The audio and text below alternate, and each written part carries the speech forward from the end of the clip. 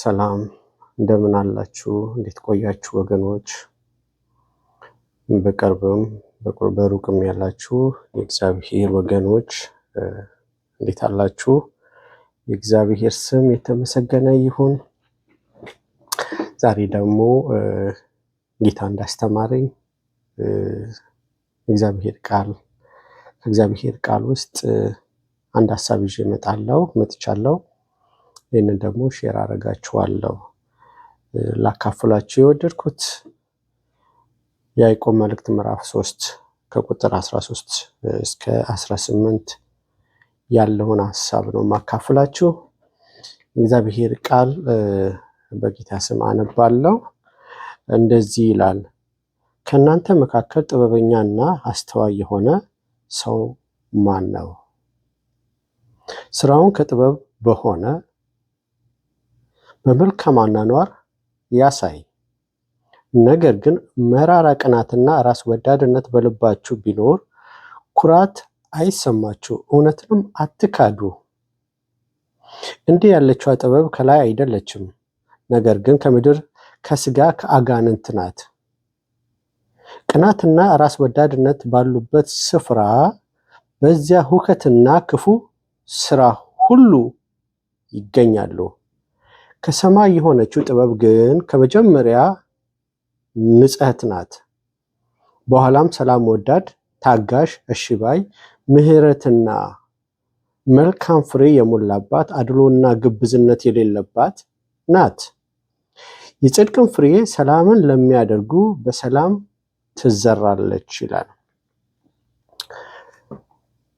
እዚህ ጋር ለማካፈል የወደድኩት ነገር ምንድን ነው? ምድራዊና ሰማያዊ ጥበብ እናያለን። እዚህ ጋር ምድራዊ የሆነ ሰማያዊ የሆነ እዚህ ጋር እንደሚገልጽልን ወይም መጽሐፍ ቅዱስ እንደሚናገረው ከእናንተ መካከል ጥበበኛና አስተዋይ የሆነ ሰው ማን ነው? ከእናንተ መካከል ጥበበኛና አስተዋይ የሆነ ሰው ማን ነው ይላል። ጥበበኛና አስተዋይ የሆነ ሰው ማን ነው? ያ ሰው ካለ ስራውን ከጥበብ በሆነ በመልካም አኗኗር ያሳይ። ነገር ግን መራራ ቅናትና ራስ ወዳድነት በልባችሁ ቢኖር ኩራት አይሰማችሁ፣ እውነትንም አትካዱ። እንዲህ ያለችው ጥበብ ከላይ አይደለችም። እዚህ ጋር እየተናገረን ያለ ምንድን ነው? ጥበበኛ ሰው ሁል ጊዜ የሚያደርገው ነገር ምንድን ነው? ከትዕቢት ነፃ የሆነ፣ ከኔነት ነፃ የሆነ፣ ከኩራት ነፃ የሆነ የሚያደርገው ነገር ሁሉ ለእግዚአብሔር ክብር ነው ብሎ የሚያደርገው ከሆነ እሱ መልካሙን ፍሬ የጽድቅን ፍሬ እያፈራ ነው ማለት ነው። ግን መልካም ነገርን እያደረግን መልካም ነገር ለማድረግ እየሮጥን እየተጋን በልባችን ግን ቅናት ካለ፣ ራስ ወዳድነት ካለ ከእውነት ምን ሆነናል? እውነትን ክደናል። መነሻችን ያ መልካምነት የምናደርጋቸው ለመልካም ነገር ለመስራት የምንሮጣቸው ነገሮች ከእውነት ተነስተን አይደለም የምናደርገው ምንድን ነው?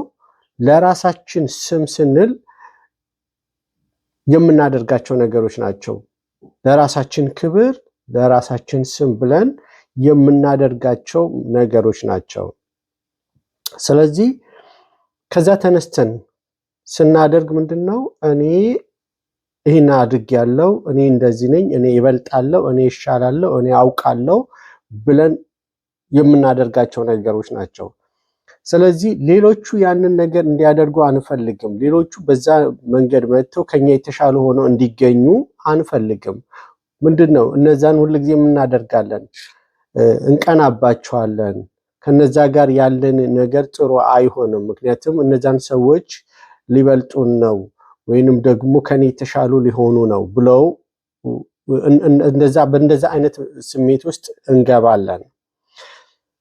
ስለዚህ እግዚአብሔር ደግሞ ያኛው ከአጋንንት ነው፣ እንደዚህ አይነት ነገር ምንድነው? ከስጋም ነው ከአጋንንትም ነው እያለ ይናገራል። ስለዚህ መልካም ነገር ካደረግን ከእውነት ነው የምንነሳው። እውነት ከሆነው ከእግዚአብሔር ሐሳብ ነው የምንነሳው፣ ከክርስቶስ ነው የምንነሳው ማለት ነው። ጌታ ኢየሱስ በቃሉ እንደተናገረው ማለት ነው፣ ከኔ ተማሩ እኔ የዋህ በልቤ ምንድን ነኝ? ትሁት ነኝ እንዳለ እውነት ከዛ ጋር ነው የሚጀምረው። ምንሰራቸው የትኛውንም መልካም ነገሮች በቤታችን ቢሆን፣ ከወንድሞቻችን ከእህቶቻችን ጋር ቢሆን፣ በቤተ ክርስቲያን ቢሆን የምናደርጋቸው መልካም ነገሮች ሁሉ ከእውነት የምናደርግ ከሆነ ልባችን በቅናት አይሞላም፣ ልባችን በእኔነት አይሞላም፣ በትዕቢት አይሞላም። ስለዚህ እንደዛ አይነት ነገሮች ከሌሉ ከዛ ከወንድሞች ከእህቶች ጋር ያለን ግንኙነት ምንድን ነው የሚሆነው? ሰላም ነው የሚሆነው። ሰላም ካለ ደግሞ የመንፈስ አንድነት በዛ ውስጥ ይኖራል ማለት ነው። የሰላም አንድነት የመንፈስ አንድነት ካለ ደግሞ የመንፈስ የጽድቅን ፍሬ እያፈራን እንሄዳለን ማለት ነው። ስለዚህ ይህንን አታድርጉ። ይህንን የምታደርጉ ከሆነ ከስጋ ነው የምታደርጉት። መልካም ነገርን እያደረጋችሁ መልካም ነገርን እያደረጋችሁ ግን በልባችሁ ቅናት ካለ፣ ምቀኝነት ካለ፣ እኔነት ካለ እነዚህ ነገሮች ምንድናቸው?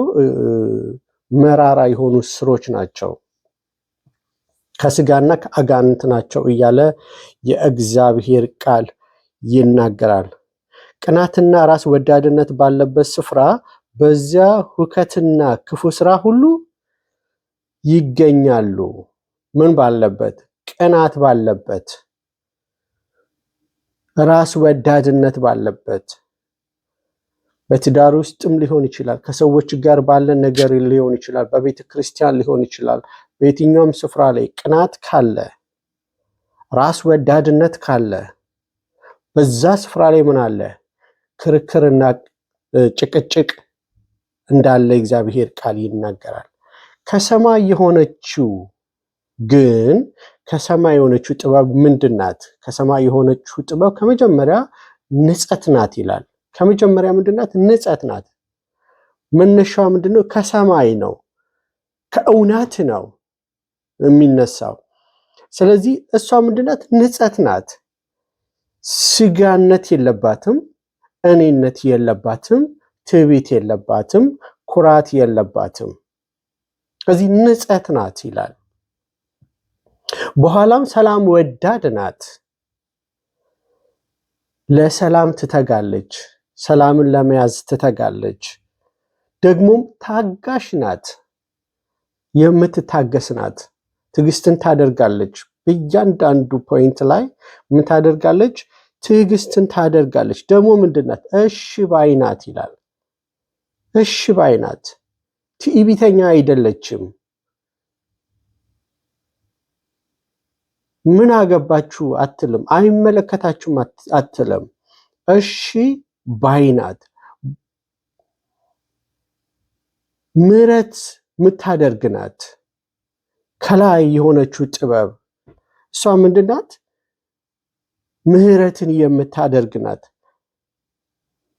መልካም ፍሬ ደግሞ የሞላባት ናት። መልካም ፍሬ የሞላባት ናት። አድሎና ግብዝነት የሌለባት ናት።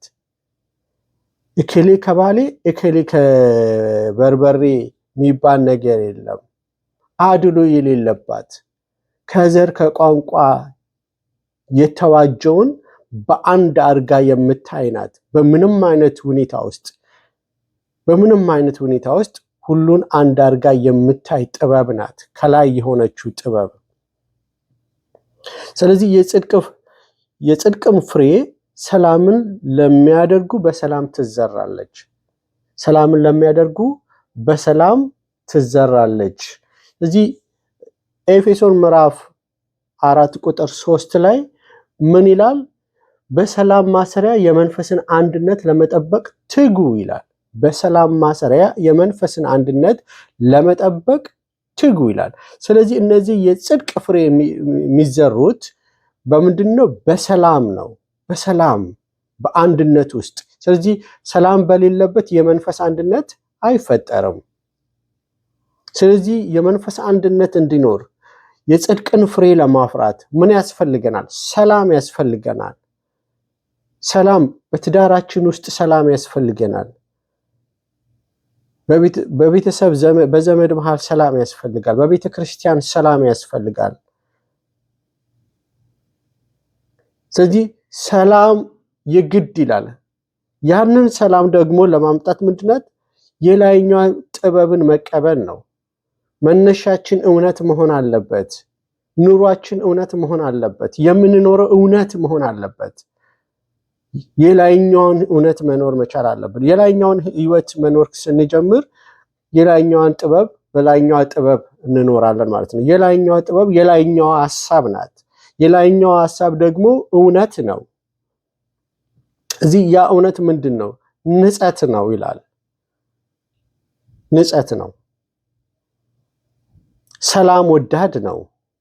ታጋሽ ነው። እሺ ባይ ነው። ምሕረትን የሚያደርግ ነው። መልካም ፍሬ ያለባት ናት ያቺ የላይኛዋ ጥበብ። አድሎና ግብዝነት የሌለባት ናት። ስለዚህ የጽድቅን ፍሬ ለማፍራት ሰላምን መከተል ይጠበቅብናል። ሰላምን መከተል ይጠበቅብናል። ዕብራውያን ምዕራፍ 12:14 ላይ ምን ይላል? ከሰው ሁሉ ጋር በሰላምን ተከታተሉ ይላል። ከሰው ሁሉ ጋር ምን አድርጉ? ሰላምን ተከታተሉ፣ ትቀደሱም ዘንድ ፈልጉ፣ ያለ እርሱ ጌታን ሊያይ የሚችል የለም ይላል። ስለዚህ ከሰዎች ሁሉ ጋር ምን እናድርግ? ሰላም፣ የመንፈስን አንድነት ለመጠበቅ ሰላም። ያንን ሰላም ለማምጣት ደግሞ ምንድን ነው? ታጋሽነት፣ ምህረት ያስፈልጋል። እሺ ባይነት ያስፈልጋል። ግብዝነት አያስፈልግም። እኔነት አያስፈልግም። ቅናት አያስፈልግም። የጽድቅን ፍሬ ለማፍራት ሰላም ያስፈልጋል። ሰላምን ደግሞ ልንከተል ያስፈልጋል። ቅድም እንዳልኩት ኤፌሶን ምዕራፍ 4 ቁጥር 3 ላይ እንደሚናገረው በሰላም ማሰሪያ የመንፈስን አንድነት ለመጠበቅ ትጉ ይላል። ትጋት ይጠይቃል። የመንፈስን አንድነት ለመጠበቅ ትጋት ያስፈልጋል። እሺ ባይነት ያስፈልጋል። ይቅርታ ያስፈልጋል። ቅናትና ግብዝነት አያስፈልግም። የጽድቅን ፍሬ ለማፍራት በቅናትና በአመፅ በእኔነት የጽድቅን ፍሬ ልናፈራ አንችልም። ምክንያቱም መነሻ እውነታ አይደለምና። እዚህ ዕብራውያን ምዕራፍ 12 ቁጥር 4 ላይ እንደሚለው ከሰው ሁሉ ጋር ሰላምን ተከታተሉ፣ ትቀደሱም ዘንድ ፈልጉ፣ ያለ እርሱ ጌታን ሊያይ የሚችል የለምና ይላል። እዚህ ጥማታችን፣ ረሃባችን ጌታን ማየት ነው። የጽድቅን ፍሬ ለማፍራት ነው። ሰላምን እንከተል። በሰላም የመንፈስን አንድነትን ጠብቅ። ስለዚህ በምንኖርበት በትዳራችን ውስጥ ቢሆን ከሰዎች ጋር ባለን ነገር ሁሉ የሰላምን አንድነት የመንፈስን አንድነት ለመጠበቅ ሰላምን መፍጠር ያስፈልጋል። ሰላምን መከተል ያስፈልጋል። ሰላም የሚገኝበትን መንገድ ብቻ መሄድ ያስፈልገናል። ያም ደግሞ ምንድን ነው? ታጋሽነት ነው። መታገስ፣ በነገሮች መታገስ፣ ሰላም ወዳድ መሆን፣ እሺ ባይነት፣ ምህረትን ማድረግ፣ እኔነት፣ ትዕቢት፣ ቅናት፣ ምቀኝነት እነዚህን ከህይወታችን ማስወገድ፣ ያኔ ሰላም ይሆንልናል። ሰላም ይሆንልናል።